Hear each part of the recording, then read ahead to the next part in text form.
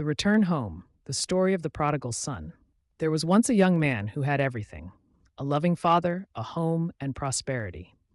But his heart longed for something else: freedom, adventure, and a life without restrictions.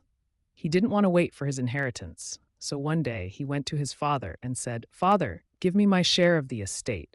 I want to live my life as I see fit."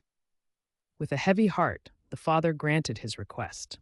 Filled with excitement, the young man set off for a distant land where he spent everything on a lavish lifestyle. He thought he had found true happiness: friends, parties, banquets, and entertainment. The world seemed like an endless field of opportunities. But soon the money ran out, and with it, the friends disappeared. Hard times came. A famine struck the land. The young man was left completely alone. In desperation, he took a job working for a foreigner, tending pigs. This was the most humiliating work imaginable for a Jew. He was so hungry that even the pig's food looked appealing to him. At his lowest point, a thought suddenly ignited in his heart. What am I doing here? Even my father's servants have plenty of food, but here I am, starving to death. This pain opened his eyes. He realized that he had made a terrible mistake. But would his father forgive him? Would he accept him back after everything he had done? He had no certainty, but he decided to return. On his way home, he rehearsed the words he would say to his father. "Father, I have sinned against heaven and against you. I am no longer worthy to be called your son. Make me like one of your hired servants." Luke 15:18-19. But something unexpected happened. Even while he was still far away, his father saw him. Without waiting for his son to come to him, he ran toward him, embraced him, and wept with joy. "My son, I have waited for you every single day. You have come home, and this is my greatest joy." The father did not scold him, nor did he remind him of his mistakes. He simply rejoiced. He ordered the best robe for his son, placed a ring on his finger, and had the fattened calf slaughtered for a grand feast.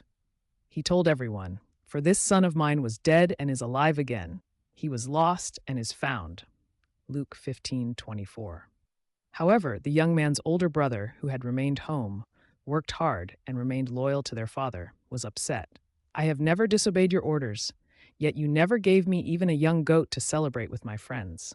But this son of yours who squandered your wealth comes back, and you throw him a feast." But the father lovingly responded, "My son, you are always with me, and everything I have is yours. But we had to celebrate and be glad, because this brother of yours was dead and is alive again. He was lost and is found." This parable is not just a story. It carries a deep message for each of us.